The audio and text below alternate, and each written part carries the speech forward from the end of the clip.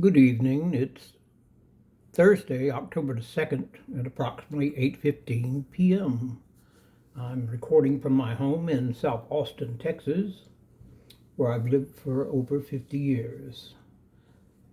This discourse video is a continuation of the other four I've done so far. This will be number 5 on the subject of the manifesting of enlightenment. The title of this one will be A Candle Flame Illuminating the Path to Knowledge by the Power of a Single Candle. It sounds a bit quaint, but it works, and it's an old, tried and true method. By the way, I'm James Exum, also known as Sakshi, which is my yogic name. I'm an old yogi, and Sakshi means the witness, it means the self, it means the soul, it means that quiet voice that you hear speaking to you that helps you through life if you wish to listen to it and follow its advice. So we'll begin in 1 second. I will be reading to you from my manuscript that I wrote a few days ago, and I'll also be turning to the camera and speaking in an ad-lib fashion, which I often do in these videos. I find this combination works rather well. It keeps the discourse from being so formal. Okay, and here we go. I'm quoting myself here. In the quietude of a darkened room, a single candle flame stands sentinel against the shadows. Its gentle glow may seem modest, almost vulnerable, yet within its flickering boundaries lies an enduring metaphor for unlocking knowledge. The old metaphor is darkness is the negative side, light is the positive side, knowledge is represented by a candle flame, in this case, light, and ignorance is represented by darkness. Its gentle glow may seem modest, almost vulnerable, yet within its flickering boundaries lies an enduring metaphor for unlocking knowledge. Like the candle, knowledge begins with a spark, a small but significant light that dispels ignorance and illuminates understanding.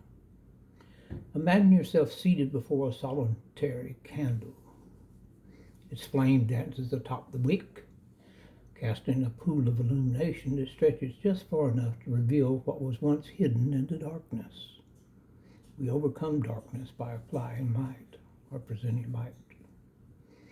This is the essence of learning, the gradual unveiling of truth, the emergence of insight from obscurity.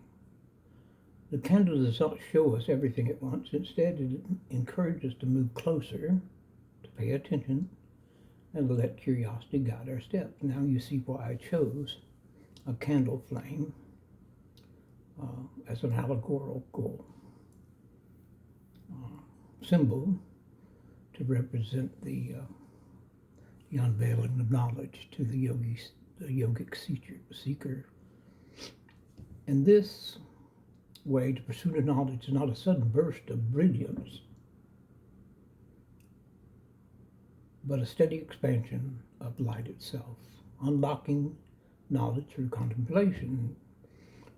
The act of gazing at a candle flame is itself a practice in mindfulness and reflection. It beckons us to slow down, to consider not only what is valuable, but also what lies just beyond the reach of its glow.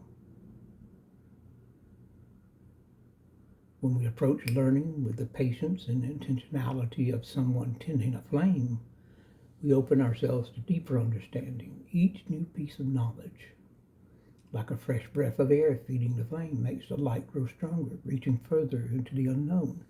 And you have to remember historically that candles were not something you could just run down to the corner convenience store and buy. Candles in the ancient days were handmade. They still are most of the time, I suppose. I think Ben Franklin's father was a tallow maker, a candle maker, and he apprenticed under his father for a short time as a young boy. Didn't care for it at all. I believe that's right. But historically, candles were considered precious objects because they were not readily available, and you had to have the fat of some animal, and you had to have the string, which became the wick, and you had to be able to melt the fat down, the tallow down, they call it, tallow, T-A-L-L-O-W, and do it all in a prescribed method to create a true candle, which was then mounted in a candle holder or a candlestick. And they did not waste those candles. When they were done with them, they blew that flame out. So the candle, for me, is metaphorically not only a symbol of light and one of the paths to knowledge and meditation, but it's also a symbol of extinguishing the darkness from our lives, the ignorance from our lives. The candle flame is a key. We think of knowledge as a locked chamber. The candle flame is the key that fits that door. It does not force its way in. Instead, it invites the mind to explore, to question, and to make connections. In its simplicity, the candle flame reminds us that great wisdom often begins from a humble source. The smallest light can unlock the greatest mysteries, provided we nurture it and allow it to guide our inquiry. As we strive to unlock new realms of understanding, let us remember the lessons of the candle flame. Knowledge is not always a blinding flash, sometimes a gentle, persistent glow, patiently illuminating the path ahead. Let us cherish each spark of insight, protect it from the winds of distraction, and share its light with others.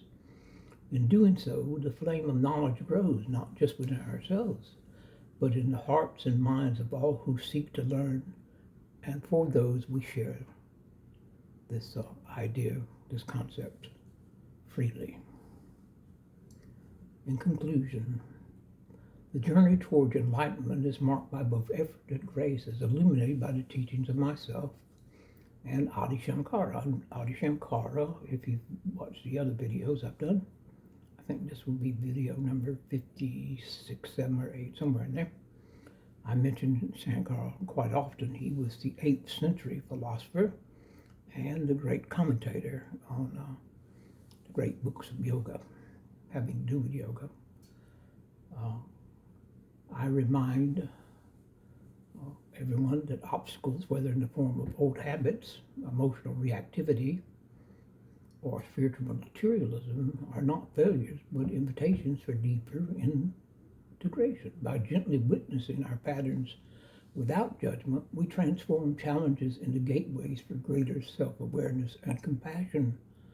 The true measure of progress lies not in the extraordinary experiences, but in the quiet embodiment of presence and kindness in daily life. Adi Shankara complements this view by highlighting the importance of disciplined practice, humility, and discrimination. He teaches that purification of the mind through repetition and meditation is essential, but warns against attachment to mystical experiences or spiritual accomplishments. Shankara emphasizes that while effort is necessary, ultimate realization is bestowed by grace, the divine blessing that transcends personal striving and is often revealed through the guidance of a teacher or a silent contemplation of one's true nature. Together, Shankara and I illustrate that enlightenment is a dynamic interplay between sincere effort and receptive openness. The seeker must balance disciplined practice with humility and surrender, becoming both the doer and the receiver on the path. In this way, grace and effort are seen as complementary forces, each vital to the unfolding of spiritual realization. Ultimately, the manifesting process of enlightenment is a long, lifelong journey that requires sincerity, courage, and an open heart. The manifesting process of becoming enlightened is dynamic. But by committing oneself, letting go of illusions, and embracing the present moment, one moves increasingly closer to the great realization, which is enlightenment. And there we have it. This is a short one. It's number 5, like I said, in the discourses on the subject. And the first one was introduction, and number 1. This is conclusion. This is number 5, and with conclusion. So we'll end this discourse here. It may seem like an anticlimax to end it in such a abrupt manner, but that's okay too. I hope you enjoyed it. If you did, that's great. And you might want to look at the entire group of these, 1 through 5, to get the full picture, the full concept, the full idea, the full lesson of what I've been teaching in this particular set. As I said, I'm James Exum. I enjoyed visiting with you once again. Be good to yourself, be good to others, and remember, and be good to strangers. And remember, by being good to each other, wonderful benefits may happen. In yoga, you don't want to seek the fruit of your actions. You just simply want to do the action for the pureness of doing it. And any time you do an action in yoga, perform meditation or whatever, what you're actually doing, instead of trying to get a result that you can brag about on yourself or see a benefit there, you're actually devoting that action. It's the devotion.